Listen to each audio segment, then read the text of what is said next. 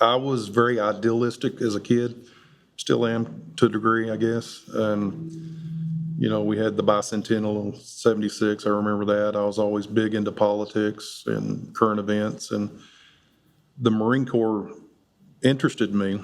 My best friend was in the Marines at that time. He joined right after graduation and went to the Marine Corps. So I went a little bit later. I was in high school. I guess my senior year, the start of my senior year, I was 18 years old. I went to the recruiter. I'd been talking to the recruiter before, and so I remember it like it was yesterday. I finally came in. I did like a little pre-ASVAB thing, and I was like, I'm signing up. And I was 18 already, so I was like, I'm doing this. And shortly after, I went to the MEPS in Louisville and swore in, went through the pulley program that the Marine Corps had, and started getting in shape and getting ready to go, to boot camp. Well, I didn't really have the money to pay for school. I didn't have the grades for a scholarship, and I knew I didn't want to depend on my parents anymore after I graduated. So given the history that my family had with the military, I thought it would be a good option for me. I started teaching a one-room school one year and a half before I went in service. I graduated from Sue Bennett, and you could begin teaching with 2 years college at that time. I was an 18-year-old, just graduated high school. I waited about 30 days. Then I went right into the military.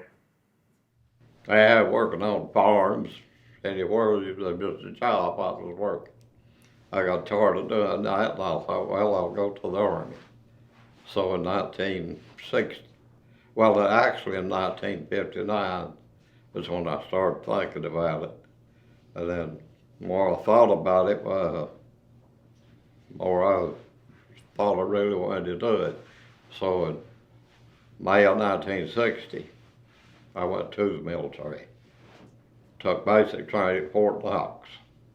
There is a bit of a culture shock when you first get off the bus, kind of what you see in a lot of videos where people are yelling at you and, get off the bus and you're dumping your stuff all out of your bags and, rushing to get all of your new equipment. So it could be a bit chaotic. But after that initial, shock, and you are in the barracks with, your bunkmates and you start to get to know each other, that was interesting because you get people from all over the country, sometimes even other countries, that can share their experiences and their ideas with you. And you really learn a lot just from interacting with a lot of your battle buddies.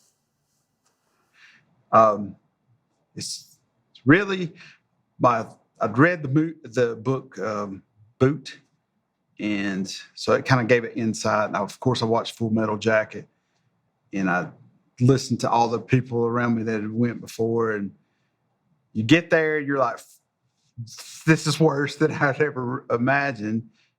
It was just a place that they take you and break you down. They make you something different than what you are.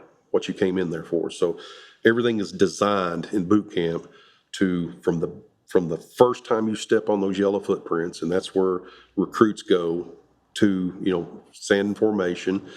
And you'll see Marines talk about the yellow footprints, and they go through those doors, and they eventually come out Marines. And so everything is for a purpose. So they deprive you of sleep. They're in your face. They're doing this, that, and the other. You get your receiving platoon. You get your head shaved. You get all this paperwork. You sign your will. Write a note to mommy and daddy. Hey, I'm safe. I'm okay. I'm at Parris Island. We're having a great time. And then you go from your receiving platoon to your actual platoon through boot camp. And I knew what was coming because I had my best friend in the world. He had gone before. His brother had gone to boot camp. He was a Marine. And so I knew that, the series chief drill instructor, the series drill instructor was going to come in, and he's going to have these 3 drill instructors behind him standing there at parade rest, and they're just giving this look. He's telling us, he's telling us all. He said, these Marines, I trust them. I put them in charge of teaching you, making you Marines, showing you what to do. And he's making it sound like it's going to be like June Cleaver just coming out. Hey, no, Marine, you need to do it this way. But I knew that's not what's happening. It's gonna blow up. And I knew there were a lot of people not ready for it. They just weren't. But I was, so I'm just like, bring it. It's gonna be fun. So the next thing you know, the series chief drill instructor says, we had Staff Sergeant Lopez. He was a senior drill instructor. He said, Staff Sergeant Lopez, take charge of your platoon. He goes out, that door slams. They are in our faces, screaming, yelling, throwing things, cursing you. It was just like they were busy bees everywhere.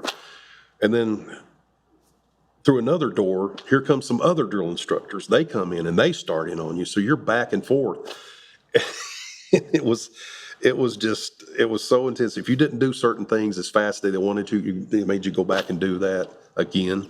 And it was intense. Boot camp was very intense. Pretty much I looked in the mirror and said, what the heck have I gotten myself into? But I was 18 years old and I didn't know any better. So that helped out. Oh, I loved it. I used to make moonshine and carried barrels through the woods. So yeah, I was pretty tough up there, so none of it bothered me. I went through it all good. And it wasn't the physical side. Yeah, it was hard. It was the PT, the constant yelling, but it was all of a sudden you're having to grow up, and mom and dad weren't there to run and ask for please help, and you were alone on this island, Parris Island, and I remember getting off that bus and the drill instructor welcomed us very pleasantly to Parris Island, where how many people they've trained there, and then get off, pleasantly tell us to get off his bus. I'm kidding. And stand on the yellow footprints that were there. And I remember that moment of just pure terror, like I'm not going back. And then going through receiving and learning how to, we was walking around with tennis shoes, and we looked ridiculous, but we were the new people on the island, and we didn't know how to march, and we didn't know anything. So the first time they got us together, it was pure chaos, pure panic. I didn't know how, just little things. I didn't know how to address. I knew, but I never, with the stress of having to write a letter home, I didn't know where to put the addresses. I was freaked out so bad. I was like, wrote it on the back. I was like, there's something wrong here. And it was just this overwhelming stress of just like, they are really getting in my head about some things. So, but I looked around and everybody was going through the same thing I was. So I was able to relax and be like, okay, I'm not alone here. There's a bunch of hundreds of other guys here that are going through the same thing I am. So relax, listen, and go forth. I actually really enjoyed the structure when I was in training. It was, you knew exactly what you were doing at every second of the day. You get up, you do PT, you go to lunch, or you go to chow for breakfast, you go to work, go to chow for lunch, you go back to work, then you have end of day formation. And then you go back to the barracks if you're not, living on your own, like with a family or something, which I was young, I was single, I lived in the barracks. I didn't mind it. It was kind of nice just having my own little space. Roommates can be a hassle, depending on which ones you get. I've had good roommates and I've had some really horrible roommates. One that actually tried to kick a chair into my head once. So it's one of those things you have to kind of tread lightly at times. But, overall, it's not a bad experience. I don't know about other barracks, but we had our own bathroom. So it was 2 people to a room, a private bathroom. And then you had a common area where there was a small kitchen and a TV that you could go and watch television on if you didn't have one in your room. So, food, I always liked the DVAC. I'm a bit of a chow hound. In fact, one of my drill sergeants in AIT told me that I would be fat when I grow up because I ate too much. So, wasn't wrong. I do eat too much. Always have. I love food, and the chow hall was always open, so I always thought the food was pretty good. It was a lot of getting up early in the morning. First thing you do is go do PT. You go run about 5 or 6 miles. And, food wasn't too bad at chow hall. Breakfast was pretty good, but most of the time we'd go downtown and get something to eat. Well, it's 3-story buildings. Fairly nice barracks. And the food, yeah, we had a good mess sergeant. He put out some pretty good food. I was used to eating rabbits, squirrels, and whatever we could get to eat back when I was growing up, so there was no problem me adopting to eating military food. Now, the food, Marine Corps food sucked. It was just nasty, but, you ate it. In Texas, it was cold in the winter, cold in the night, and warm in the day, usually. We had to have one person stand on, watch for the watches, the stove at night.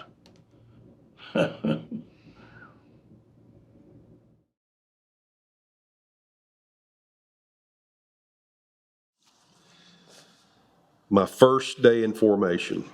We're standing there. Platoon sergeant, I'll never forget his name, Staff Sergeant Rodriguez. He starts the formation off with, there'll be no chewing of tobacco products in my formation. So everybody stood there waiting for somebody to spit it out. What are they going to do? Nobody did anything. And he repeated himself a little louder this time. He said, I said there will be no tobacco products being chewed in my formation. Everybody's looking, I'm like, oh, that guy, he's going to get in trouble. If he's not going to spit it out, something's coming down. So then he got real mad and he started breaking ranks. And to break ranks, it has to be a reason. So he broke ranks. Somebody was disobeying a direct order and he was going to get justice on them. And he just stood square in my face. He said, did you not hear what I said, Marine? And it didn't click with me. I said, yes, Staff Sergeant, I heard you. But apparently the guy chewing tobacco didn't, because he still got it in his mouth. And he says, spit the tobacco out, Marine. I said, spit it out now. I'm like, Staff Sergeant, I don't chew tobacco. I don't. I have to open my mouth, let him look in. He's checking my cargo pockets, every pocket I had to make sure I didn't have any tobacco. And he gave the phrase that every senior officer or NCO, non-commissioned officer, would give a troop as you were. That was apologizing without saying, I'm sorry. So as you were. Goes on back, goes from there. What I really remember most of all was from basic training was an old Sergeant Zamba. He was World War II veteran, and he retired in 1961. I went to his retirement ceremony. He retired out of Jeramie. Hurdle, he was the assistant platoon sergeant. And I didn't see him no more for a long time. And then we wound up going on that ship to Germany together. And he's one told me, he said, now, we can smoke, we get up on top deck, we'll hide out up there and we can sit there and smoke. Back then I smoked. And, well, he did too. We could sit up there and smoke, stay away from everybody, and we'd go back down to our barracks, you know, down south. And we had a pretty good time. And Hurdle, he was, I guess he was kind of like my mentor for talk to, you know, for a long time. Well, 17 days on that ship, we was together going to Germany. And he's one told me, he said, you take top bunk. So don't ever get on the bottom bunk. So when you're traveling, all them people not used to being on the ship, we get out there and they start rock and rolling, people get sick. So don't be on the bottom bunk, get on top. My bunk was stacked 4 high. Bad ladder to get up to. But I always got the top bunk. And for the life of me, I can't remember his name, so you'll have to forgive me. But he took one look at me and said that I wasn't going to make it. I was pretty small when I got out of high school. You know, I was probably 115 pounds soaking wet, 5 foot tall, and didn't think I would make it, I guess. So I walked up to him at graduation and told him, you know, hey, I made it. There was one. His last name was Atkins, which was the same as my stepdad. He was an interesting individual. That's pretty much, he would, during training, he would do crazy things like start climbing trees. I don't know if it was just to entertain us or he was actually a little bit crazy. So I had a bad habit of smiling all the time. And we had this hardcore infantry drill instructor. He was second in command. He was always in my face. He said, no, you're infantry. You won't make it. You're scum. He's always back and forth. Wipe that smile off your face, recruit, you stinking punk, you know, and just some other choice words. And he's always getting after me about smiling. So one day, that day we were getting our photos made, he comes up, slaps me in the back of the head. He said, stand at attention, recruit. Stood at attention. He said, are you going to smile in this picture? Sir, no, sir. I don't believe you. Sir, no, sir. This recruit will not smile in that picture, sir. All right, we're going to make sure. Go out to the sand pit. He makes me dig in the sand pit. You're getting sand in your ears, all over. You're doing calisthenics and just, you're doing it slow, too slow. You need to do it again. Back to mountain climbers. You're doing it too slow. And finally, he lets me stop, stand at attention, and he said, if you smile in this picture, I'm going to come in at night and I'm going to choke the life out of you. Do you understand me? Yes, sir. Yes, sir. Had no reason to doubt him. Whatever. So I go in and I took the picture, came back out, and that picture for the rest of my mom's life, she'd always say, why were you so mad in that picture? And I wouldn't tell mom because mom was always protective of her baby. So finally one day, years later, I did tell her why. And she got really mad at the drill instructor. She was furious. I'm like, Mom, that was 20 plus years ago. Well, what's the big deal? That wasn't right. That's boot camp. That's what I signed up for. The intensity. And that's how we did things. I had another one that told me to take my boots and put them back on the bear that I stole them from in the PX because I had really small feet. And they liked to pick on me about that a lot. All the drill sergeants did.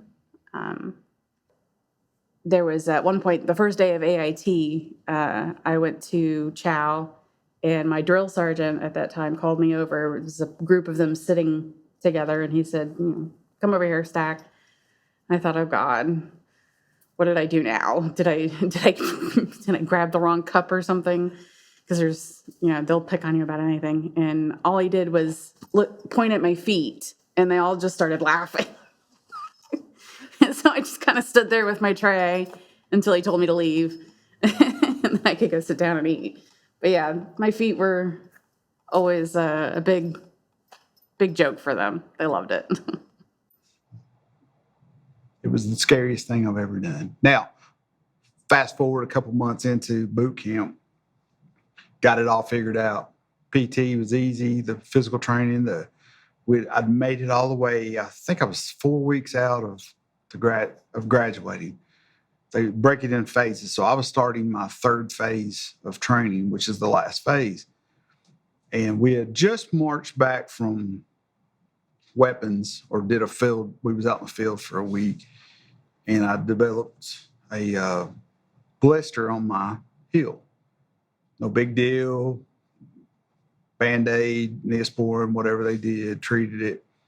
But it got infected, and I ended up with, I'm sure it's staph infection, some kind of cellulitis in my foot. And I couldn't walk anymore. So I was going to sick call. I was trying to get treated. And I remember they dropped me out of my platoon. My drill instructor came in. He's like, you've got to go back to medical. You're not going to graduate with this platoon. And so all that, it's like, oh my gosh. And so it was 4 weeks of getting healed. And I didn't even know this place existed. I walk in to this medical platoon. It was late at night. It was weird. And this medical drill instructor, they have drill instructors everywhere. So this drill instructor, a platoon of injured Marines recruits. And they're just laying in, some of them are casted, some of them bandages on their heads. And I'm like, what is going on here? I didn't know there was that many people that were injured. And I looked around, and the drill instructor's like, your rack's over here, make a phone call if you want to. Do you want to stay on the Paris Island, or do you want to quit? And, here I am. I'm home now. I've just got dropped from all my friends that I've made, my platoon, my bunkmate who, is from New Jersey. We became friends through that because, you're with him the whole time. Going through the pain of it all. And now I'm put back in a injured platoon. And I'm like, I don't know so all these emotions, I'm like, oh my gosh, how do I, and they asked me, do you want to stay or do you want to quit? And I remember that, I'm like, all these flashes of these thoughts just go racing through my mind. I miss my mom. I miss my dad. I miss all these things that I could be like, oh yeah, I'm done. I quit. And I remember just this, like, you're not a quitter. And so I immediately, it feels like it took forever to make this decision. It was just probably immediate. But all these things raced through my mind. I was like, I can go home. I'm so homesick. I've lost everything, so I can go home. And I was like, no, I'm staying. I was like, this recruit is staying. And it's like, make your phone call, tell your mom and dad that you're going to be delayed from graduation. You'll write them later and tell them what's going on. Okay, goodbye. Get a phone call, blah, blah, blah. And scared to death. Mom and I'm sure dad or whoever answered the phone was like, what is going on? So they probably contacted the recruiter, see what was going on. I went into medical.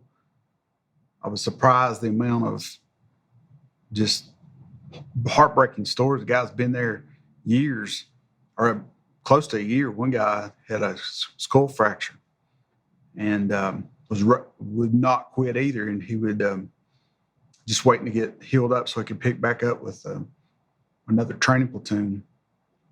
And I was just inspired, but then it was heartbreaking because you had a lot of guys that were sitting in there, and the morale was horribly low because you couldn't train. It was just constantly you're hurt, sick. A lot of people were threatening suicide, and I'd spend most of my days watching, doing suicide watch and fire watch over these poor recruits. It was awful. I was like, I got to get out of here. So I would go get IVs to get the infection out, 3-4 days a week. Finally, it started healing. I was like, all right, I'm ready. Well, you didn't get to go straight back into a training platoon. So I switched up. So now, if you think about it, I was there 4 weeks. My platoon had just graduated. And we're gone off the island, graduated boot camp, and I'm still there. So I don't get to pick up. I had to go back into something called physical fitness platoon. So it was nothing but running, pull-ups. It was, you wake up in the morning, you start running, and then you start, then you eat, and then you run and do push-ups and pull-ups and sit-ups, and then you eat again. And then it repeated for 3 straight weeks. They would not let me go back until you completed 3 weeks of that. So I would have gotten in pretty good shape. But I've been hurt for 4 weeks, so I was trying to get back into it. So I remember getting back in the platoon. I went from 1st Battalion to 3rd Battalion, and where I picked back up was still 2 weeks behind where I'd already left off. So I did 6 weeks longer plus the 6. I did like 2 boot camps. It was horrible. I mean, but I made it through. I was supposed to graduate like in September, October, somewhere in there, and I don't get off the island until almost Christmas. It was awful. My first 3 years, I was went through jump school, and that was pretty interesting. People asked me, "How can you jump out of an airplane? Weren't you scared?" I said, "Well, no, not the first time, because I didn't realize what was going to happen. Now, every other time after that, yeah." And people ask me all the time, "Did it hurt?" I said, "You go jump off the top of your 1-story roof and tell me if that don't hurt." Yeah, it hurts, but you just, they teach you how to fall, how to land. Most of the time you don't land that way, but you know how to. You survive it. When you graduated, the day before graduation, you had all day with your family if they came. The day before that, you had 4 hours with your family. Well, the day before that, my family came to Paris Island. They got on base, and they're walking around, and some drill instructor asked, who are you here to see? And they told him the name. "Oh, he's in this platoon." "Yes, I know him." "We'll go, I'll send somebody after him, and, we'll get him out here." It's like, "We won't get him in trouble, will it?" No, he won't get in trouble. So I hear my name called. It's like the senior drill instructor, "Rudder." You go, "Sir, Recruit Rudder reporting as ordered, sir." He said, "Your stinking family's out front. You go see them. And when you get back to the squad bay, you come see me." I'm like, "Oh God, I'm in trouble." He's mad. I mean, this is a couple of days before graduation. I was about off this island, but I'm going to get in trouble for this. So I go outside. It's my mom, my dad, my youngest brother. And my mom's got this smile. I hadn't seen her in so long. And she has this smile on her face. And as I was walking towards her, and suddenly the smile went away. And the first words that she said to me is, "You smell." I'm stunned. I was like, they didn't dry our camis, and they just smelled moldy and mildewy. We didn't know because everybody smelled the same, because anytime that you had family there for a graduation before you, and you see the girlfriends, the wives, the mothers, sisters, whatever, they're walking by you, the perfume would hit you, and you could smell it. It was so awesome. So I know we smelled bad. That's just the way it was. We just didn't notice it. So I go back, finish chow, go back to the squad bay. we make a head call, that's the bathroom call, and he called it short. So calling it short is tough, because if you didn't get your business done, completed, oh well, that's just the way it is. You know, they start out, you got 10, and by the time you got to 1, you better be online. So they're trying to finish up. It's a cattle trough. People using the bathroom on each other, trying to get everything done. And I get online, where everybody's online, and he says, "Come on out here, boy." I hesitated. I was praying that he was getting after somebody else and not me. He said, "Don't make me call you twice." And so I go out and I report to him, and he just looked at me. He said, "Was it worth it?" And I knew what he was talking about. I said, "Sir, yes, sir. It was worth it." He said, "We're about to find out." And so he got me in the top of the push-up position. And he said, "Guess what, ladies? The hollers of Kentucky dried up and the Rudders came to South Carolina a little early." So he had everybody laughing at me, making fun while I did push-ups. So anytime I would go up, he'd kick me in the stomach, side stomach, whatever. And about the third kick, he made me stay in the top of the push-up position, which is pretty intense anyway. He got down, he looked at me in the face, he said, "Was it worth it?" I said, "Yes, sir. Sir, yes, sir. It was worth it." He said, "We're going to do this until it's not worth it." And basically what he wanted me to do was break me and say it was not worth seeing my family. And I wasn't giving that satisfaction. I don't care. But I was getting madder by the minute. So I'm doing it. It seemed like forever, but it was probably only about 6 kicks, whatever. And after about the 6th kick, he gets down and he says, "Was it worth it?" And at that time, I was so angry. I wanted him. I wanted a piece of him. So I just looked at him. And you don't look at a drill instructor in the eyes. The first thing they're saying, "Don't eyeball me. Do not eyeball me." And I just looked at him. I said, "I know what you're trying to do, because you didn't refer to yourself in first person. It was always third person. This recruit, you were nothing in the entire time you're in boot camp until they tell you you're a Marine. Then you become somebody again. But at that time, I was still nothing, even though his graduation is a couple of days away." He says, "Oh, so you're an eye now, and you think you can eyeball me?" I said, "Yes, sir. I can eyeball you. I will do that. I know this is going to end sometime. And when I get up out of this, I'm going to kill you." And he just kind of looked at me. He said, "What did you say to me?" I said, "Sir, I said, I'm going to kill you." He said, "Back online." And I was still harboring that anger, and it bothered me. He came up to me after, after we graduated, became Marines. He comes up, shakes my hand. "Great job, Devil Dog, Semper Fi." "Yes, Staff Sergeant." Still mad at the guy. So fast forward 6 months in to when I'm in Cuba, I see the junior drill instructor. He was stationed there as a tanker.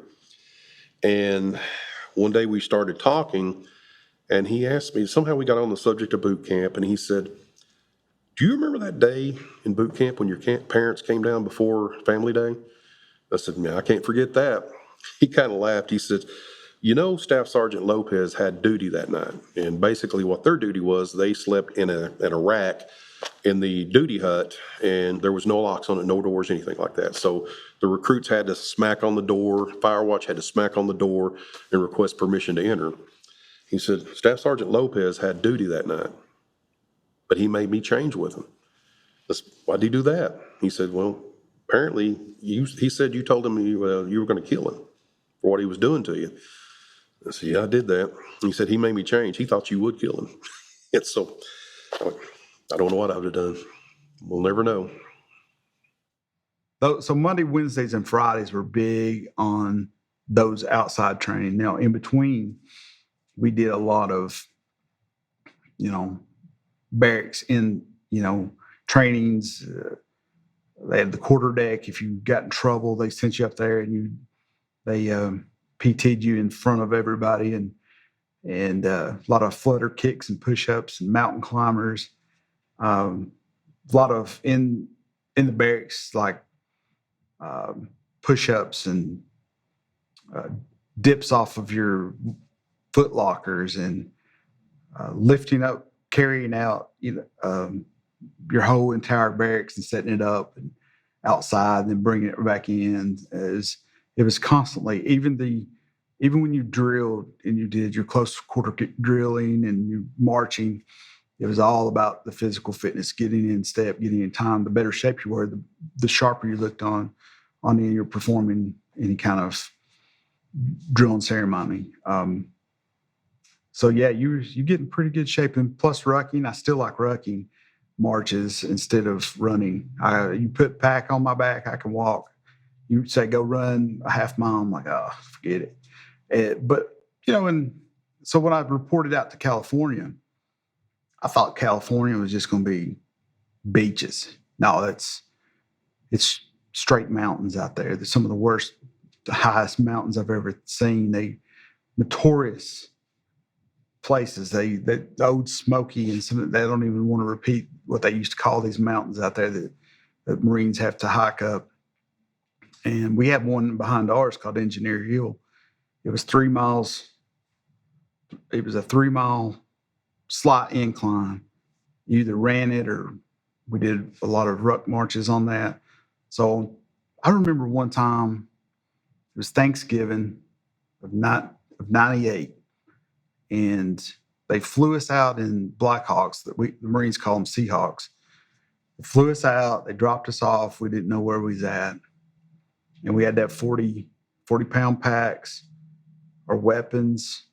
And I was a saw gunner, so 240. No, I was a 240 Golf machine gun. I was a gunner on that as well.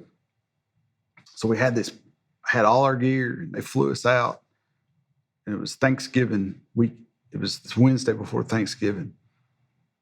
And they fly us out, and I'm married, and my father-in-law and mother-in-law are coming out, and they walk.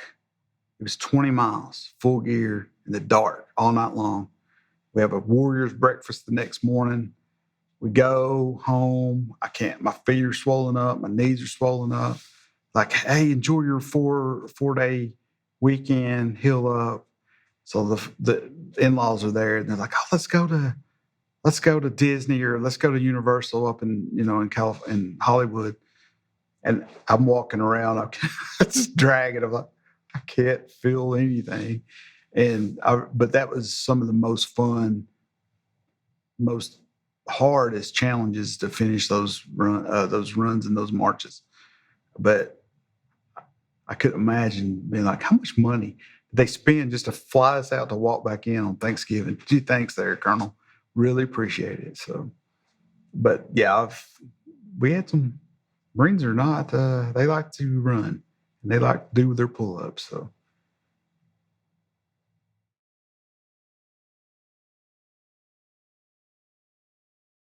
When I was at Camp Geiger at Lejeune, I was in advanced infantry training, and we were getting our orders to go wherever we were going to go. We were just being shipped out.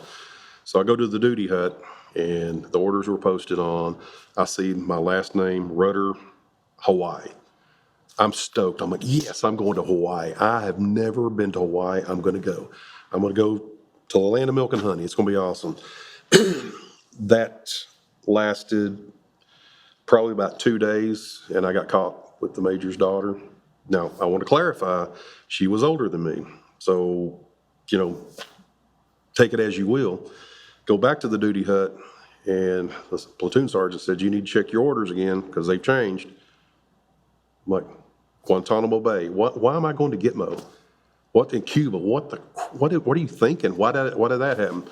And he just looks at me and smiles. He said, well, never get caught with the major's daughter again. You might go to Hawaii, and she might too. So that was an interesting take. So that one thing changed my life for the rest of my life. I think the one that sticks out the most, though, is Drill Sergeant Wiley. We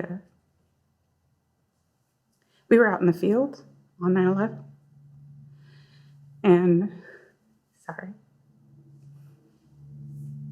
one of the females that was in my unit had family that worked at the Trade Center, and he let her use his personal cell phone to call home while we were out in the field. So he sticks out the most. And so we do a lot of field thing. We were constantly on deployments, and because we were combat engineers, so we built a lot of roads. So we built roads for the Border Patrol in Texas, and we built roads for the National Guard or whoever in Alaska.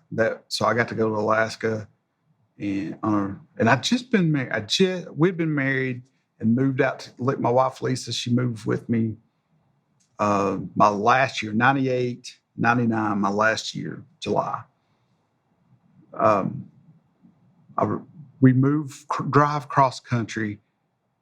We out of London, drove through Texas, down on the border, down I-10 through Phoenix and across to San Diego, California. I report back we had a little small apartment in Vista, California, about 5 miles from the beach. It was awesome. But I get back to my platoon. I'm like, hey, I'm back, married, so happy. And my chief warrant officer, he looks at me, the platoon commander, he's like, hey, we got a mission for Alaska. I was like, instantly volunteered. I was like, uh-oh. They'd already cut orders for me. I'm like, oh no, I'm married now.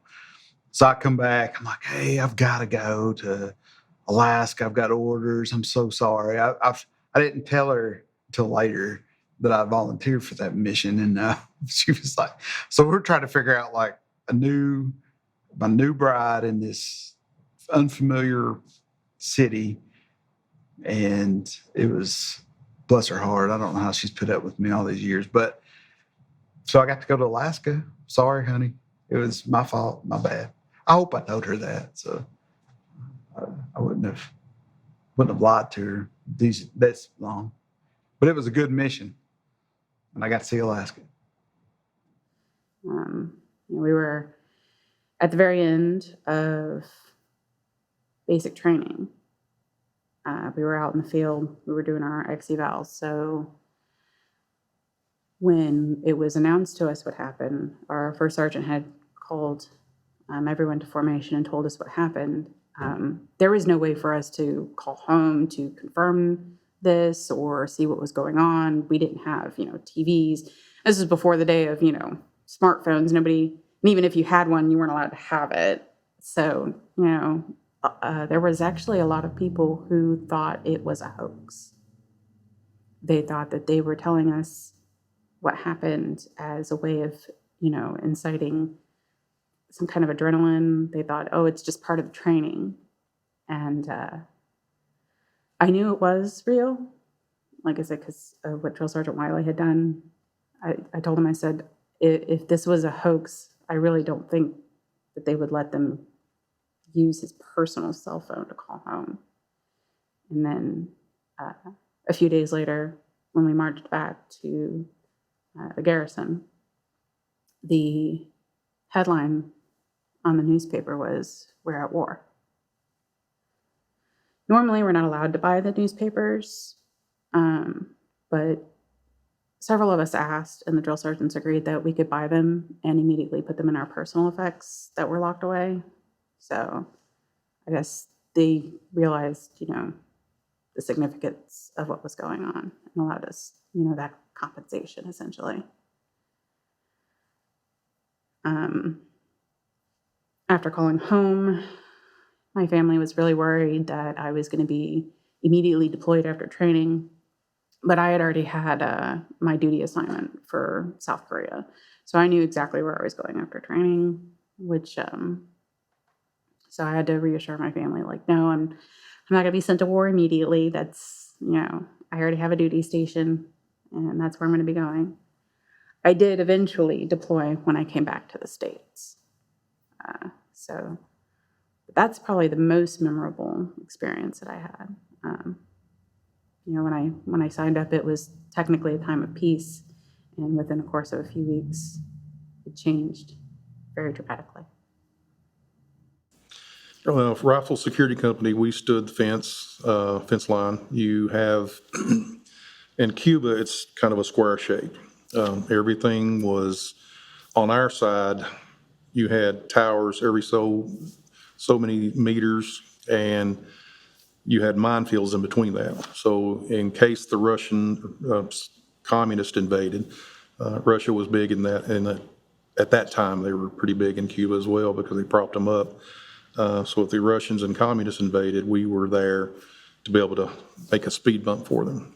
So we observed, reported any kind of troop movements, anything with communist freighters. They would bring in contraband as they would go through Caminera Bay. They would dock, during the daytime, but they wouldn't unload until nighttime. But they would turn the lights off, so you really couldn't see what they were doing, what they were taking off. Especially during training, I think I wrote home pretty much every day, any free time that we got. If I had any kind of guard duty, a lot of times I would sit down and write a letter. During training, we got once a week where we could use the payphones to call home. And then when I was in Korea, I used to get phone cards.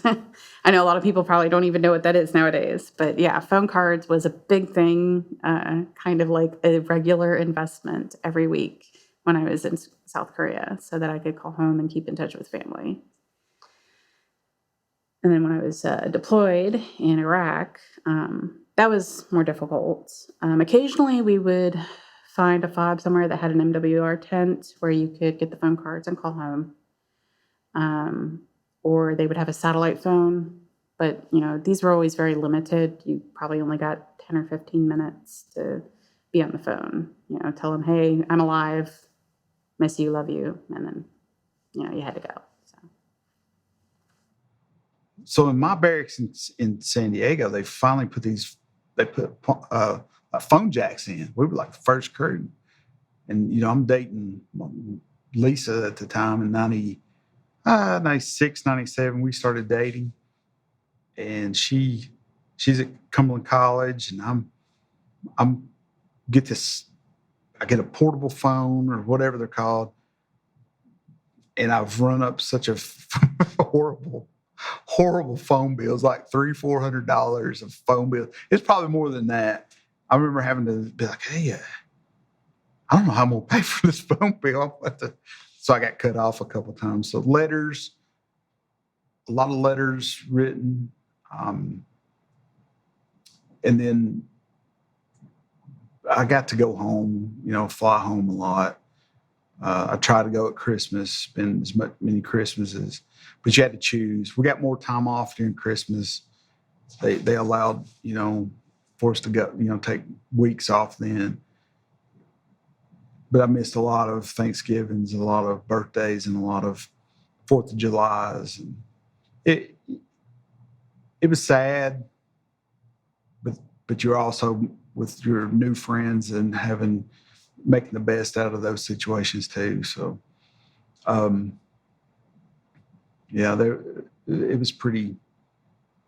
was hard because you miss. Again, it's weird because you just start missing the things that were your comfort, your traditions. Going to your grandparents' house Christmas Eve, those things you just kind of get sad and you miss those things. So I got to go home on 2 or 3 Christmas, but my very first Christmas, I was at Camp Lejeune, and I was guarding a motor T little compound. And I remember thinking to myself, what am I doing here? I was like, it was not like I was guarding the front. I was in a compound way off in the back that nobody was going to mess with. Nobody was there. I'm like, what is going on here? Why am I not home?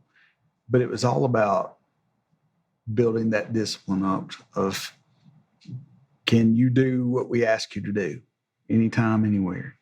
If something bad happens, can you handle taking orders? And so I stood my gate proudly on Christmas Eve watching Santa Claus fly over. But it was tough because there is nothing like that, being away from your loved ones that first time. Just it hurts. And I still remember exactly where I was.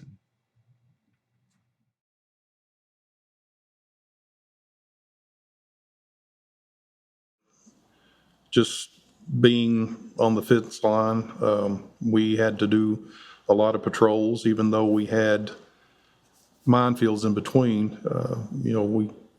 We knew that there were tunnels dug under the base, and they would pop up every now and then. And we just have to go through the mangroves and do patrols just to get them back, especially at night. They were running a lot of patrols at night. We'd have to go out and just make sure that not very many of them came, and then we got them on back. So It made it better for a while. What made it better for the most part was we could have won that war. And I met the chief of staff of the Army. He was with Vietnam. He come over to visit, but he was with Vietnam 4-star general. He was the commander of all of Vietnam. He said, they was telling us that we got 600,000 troops here in Vietnam right now. That was in December of '65. He said, if they would turn us loose and let us do it, said we got enough troops we could just hold hands and walk all the way to Hanoi to Garland. But no, you can't fire, you can't do this. Congress got involved in it and tied their hands. Oh, you can't shoot at them unless they were shooting at you. I we're not talking more about that. It was in 88, 89 that I was there. The Soviets were big. It was before the fall of the Berlin Wall. And you had Russian troops that were helping out the Cubans. They would be on the fence line constructing things, and we'd take pictures of it.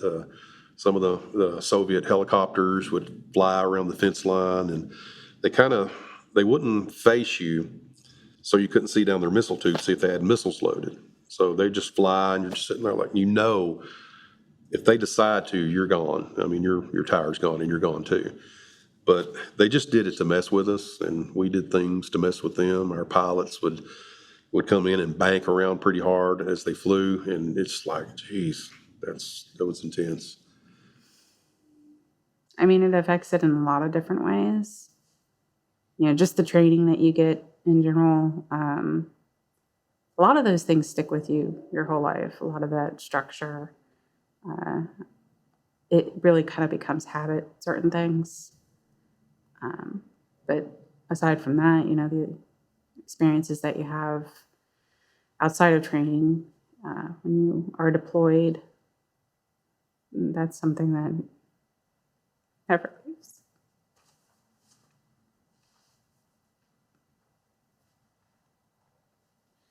Sorry.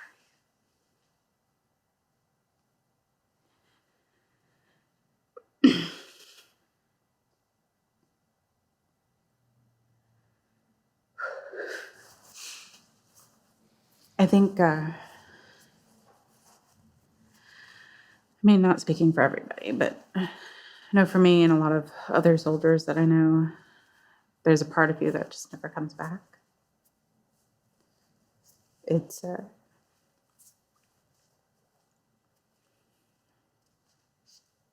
something that changes you almost to a cellular level.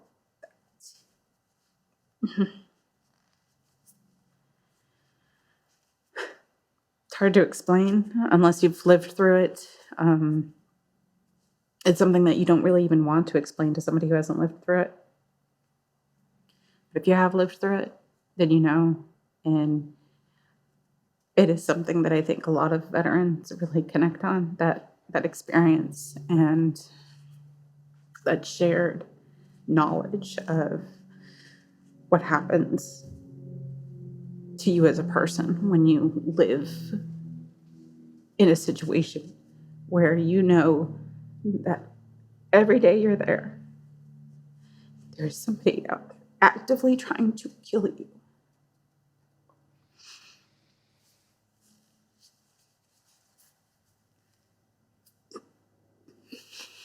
Sorry. You know, every day you're there, there's a chance you won't come back.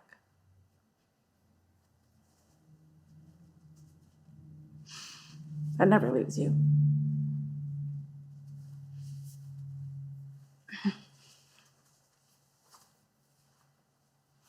Sorry. So yeah, it definitely sticks with you, you know? Even if you don't deploy, you know, I've lived both ends of that, where you're the one that's deployed or you're the one that's at home waiting and wondering. Even that can be pretty difficult because you just never know. You don't know. You don't know what's going on. And even when they call, you know, they can't really share any information. You can't tell them where you are. You can't really tell them what's going on. You could just say, hey, I'm alive. Love you, miss you. Bye. So it's difficult no matter what end you're on.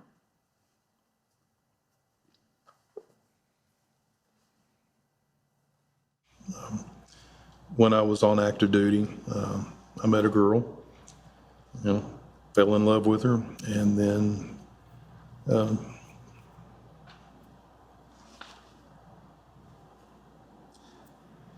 she committed suicide. You know, suicide is a hot topic in the military. People that are getting out, people that are on active duties, it's a stressful life, but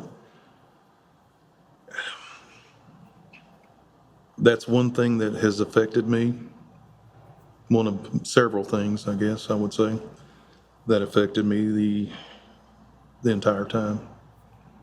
It's not something you just hear about and say, oh, okay, well, that's too bad. I'm sorry. I hate that happened. You carry a lot of things with you when somebody's close to you takes their own life. My hope is that anybody, whether they be military or not, if they're thinking about it, that they get help. They seek help, because there's no shame in it. Talk to somebody, talk to a professional, talk to anybody. No, one of my best friends, Hurdle, we was in Vietnam. We went there together in '65, and they had that big battle with Colonel Moore. And that was one of the biggest battles in Vietnam, and he got killed there. Yeah, I lost a lot of friends over there. The friendships that you make are unbelievable. And you know, I'm in San Diego, California. I'm not going to talk about Tijuana because this is PG. So I've got to go to some amazing events like in LA, San Diego. Got to go watch plenty of Padres games and Chargers games, and but a bunch of us got together and we went and watched the Lakers play. I think Tony Delph was playing for Charlotte and they were in town. So we drove up to the Great Western Forum and saw, you know, Jack sitting down on the court side and all my buddies. We drive up to, you know, 3 hours, 2.5 hours, whatever it was. It's the Great Western Forum out of Inglewood, California, and watch Kobe and Shaq play. And it was just, you know, like these memories I'll never do again. I just can't believe I got to go see some of these things and be around some of the people I've got to be around, and the friendships that the jobs, the things you do in the military, those are forgettable. It's work. It's just like 9 to 5s a lot of time. Unless you're in the field, and it's a lot of, it's different. But the friendship, because you live in those tight quarters, and every Thursdays or field days or what we called it, and it wouldn't go out and having fun. It was, we cleaned our barracks. Well, it became you're competitive. You're trying to my rooms looks better than yours. And because there's inspections the next day, and you always, but the times of that borrowing vacuum cleaners and just having fun, cutting up with each other while you're doing that, and going out to, going to the chow hall and eating and just chilling out on the weekends that you could. And the friendships I'll never forget them. And my best friend, we didn't even have, we didn't have car, or his was broke or whatever. It was before I brought one out, and before he bought one. We decided to go golfing.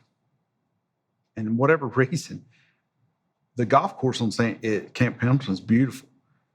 And we didn't have a car, so somebody dropped us off, but we didn't have a ride back. And it was like 10 miles with golf clubs.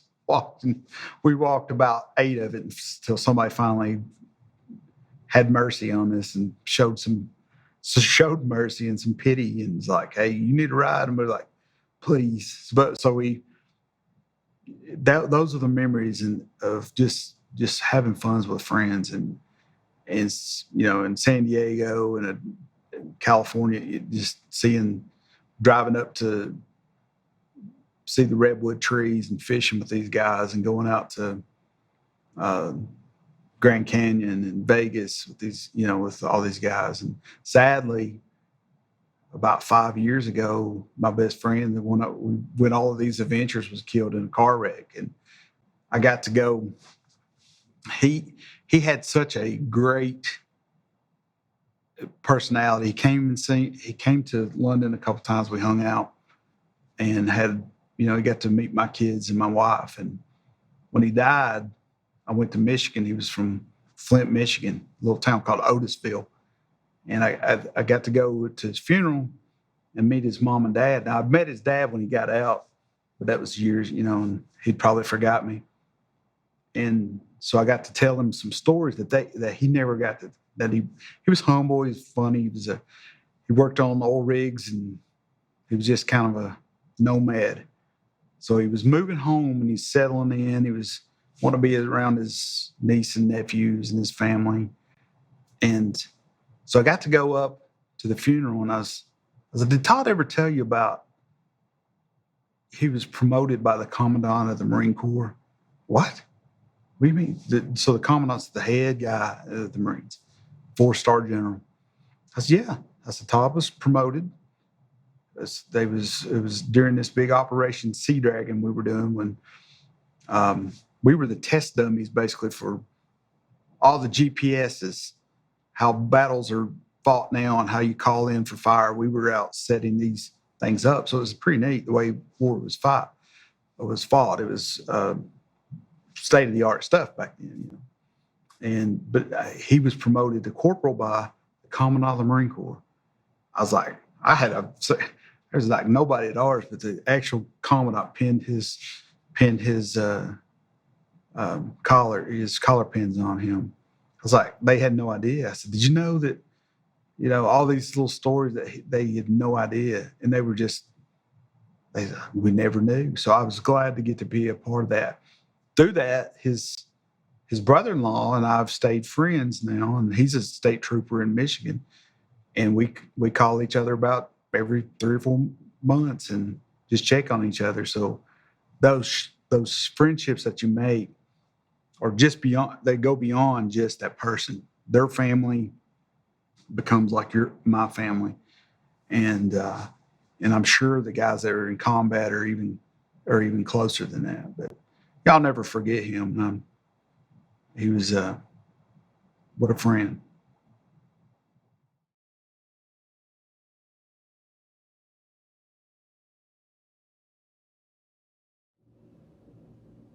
Lieutenant checking me out said, "What are you going to do when you get back?" I said, "Probably go back to teaching. That's what I was doing. He said, but how you gonna make a living? I said, well, there's hickory nuts and walnuts and all kinds of goodies in them Kentucky hills. I had a horrible time transitioning back into civilian life. It's my wants and desires of being a Marine all those years, and then being a Marine, I couldn't. I don't, still to this day, I'm like, why did I get out? But I remember my next duty station was going to be Okinawa, and I wasn't sure about logistically if we should go together, if they would even let us. And I was like, man, this is just, I'm ready to get out. I think now I'm going to do a different adventure. But I remember being so restless and was for years. I got great jobs. I got a job as a lineman at, Jackson Energy. I was like, this is going to be good. I just couldn't, just missed the camaraderie, missed the service side of it. Everybody knew there was something different when I came home. Even on leave, they know, because you don't get out of boot camp and in the Marine Corps and come out the same way you went in. You're completely different. It's a total shift in your thought process, the way you do things, how you carry yourself. Just everything was completely different. When I got out, I was at that time married to a soldier. So it was still very much the same lifestyle that I'd always lived. The only difference is that instead of ironing 2 uniforms in the morning, I only ironed 1. So it's just kind of the lifestyle that you live for a long time. I think I probably didn't transition to civilian life until maybe after I moved back to Florida, after I got divorced. And that was interesting, reconnecting with people that I went to high school with and seeing how differently we had lived for so many years and some of the habits that you still have from being a soldier versus being a civilian.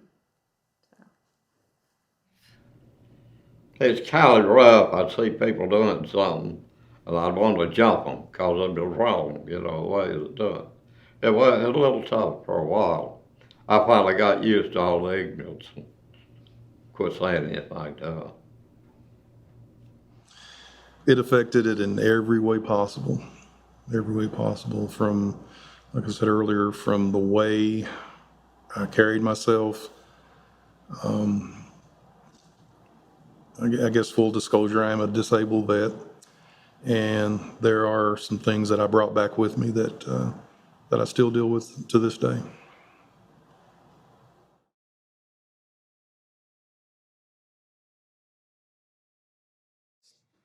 Just would quit jobs, or, not really quit, just searching. So I ended up with joining the National Guard, and 9/11 happens, and I remember going straight to the Guard, there by the state police. That day I was working for FedEx. I finally got hired as a FedEx home delivery driver I was a contractor. It was tough work. It was a lot of driving, I'd have like 5 packages on my truck, driving to Oneida in Clay County all the way to Braunston in Pulaski County. I was like, what am I doing for the?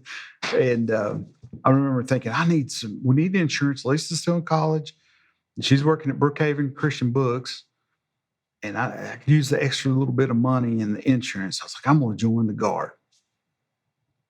And so I joined them. Like 2 months later, 9/11 happens, and I'm like, I'm ready to go. I need, that sense of everybody was so patriotic and ready to serve. There was a waiting list to get to join, and I'm like, yeah, I'm ready. We said, and we're like, man, what's going on? So really, we got a mission pretty quick. We were gone. We got orders, I'm going to say in December, to go to Belgium. I said, what in the world? But what it was is we did a lot of base security. I was in the infantry unit there in London, and we guarded the Supreme Allied Commander of Europe's, a 4-star general, a NATO base. We guarded the airport there, and it was. I made some, these are guys that were from London, a lot of them, and Adam Harville and Daryl Zanuck and Chris Gayhart and Johnson, all these guys that I've already known, Alan Harris, all these guys that like police officers from London. And I'm like, man, this is gonna be awesome. We're gonna go over here and we're going to end up over in Iraq or Afghanistan. At the time, we're like, it's going to happen. So, no, we sat in Belgium and did a European tour, basically, I got to go see some really cool places. I went to Bastogne, where the Battle of the Bulge was. I got to go to Normandy, Paris, London, England, all these cool places over there. But I was like, man, this is not exactly the war I was thinking we were fighting. So during that time while we were there, again, making lifelong friends. I can call these guys up right now and they will have my back if I need something. No problem. They've got my back. It's just, it's a lifestyle. It's not a job. So that is something that I think maybe that goes along with the message to the future generations. Don't think that you're going to go in and it's going to be like a regular 9-to-5 job. Don't believe what your recruiter tells you. It's not true, because it is a lifestyle. You live that life for however long. You live it. And then when you get out, you still live it in your head and in the things that you do every day that some people will look at and think, why are you doing that? Because that's just the lifestyle you live. And yeah. When I got back, they were still hiring, and I went through the process and got hired and I was still in the guard. So now I'm in police academy, still in the guard. I've been gone from my wife for a year, and it's like, hey, honey, I'm home. I'm going to Richmond for police training now, but I'll be home every weekend. So I'm like, again, a good woman who's put up with a lot of shenanigans with me. But so that was in 2002. And I've been with the London Police Department now for 20 years. And that's so that since the service started as a young, 18, 19-year-old kid out of high school to this very day, 27 years later, I'm still feel a sense of this calling to serve stronger than ever. And I don't know if I can do anything but that, just to serve my community, my country in some way. Every young man reaches the age of 18. If he's not in college, he should join the military, and he can also get to finish up college in the military. And they should join the military and pull at least 3 years, and they will learn a lot from it. It makes them a better person when they do get out. Instead of getting out here, getting in trouble, trying to rob people, or kill people, or wreck and stuff, they need to learn. And the military does teach you. It's worth it. If you have the gumption and the ambition to go do it, do it. Don't be afraid to enlist. Don't think that it's all doom and gloom. There's a lot of camaraderie, a lot of friends that you make that, you'll always be friends. You can go years without speaking to each other, but if you call them, you just pick up right where you left off. The experience of, learning what you do in the military can help you in civilian life, not just from an employment standpoint, but, from all walks of life. So don't be afraid. And it's always an honor to serve, no matter what your reasoning is, whether it's because you want to serve your country or you need money for college or you just need to get out of a bad situation. Military is not a bad option. But, do your research on which branch you want to go into. I will say that. That there were people from the founding of this country until the time they see this, whenever it may be, past, present, future, people that have given their lives for us to be free. That they should take this opportunity this country has given us and be very respectful, reverent to the opportunities you have, because there are many people out there that don't have the same opportunity we have. You go to a third world country, you'll see it firsthand. Keep the faith.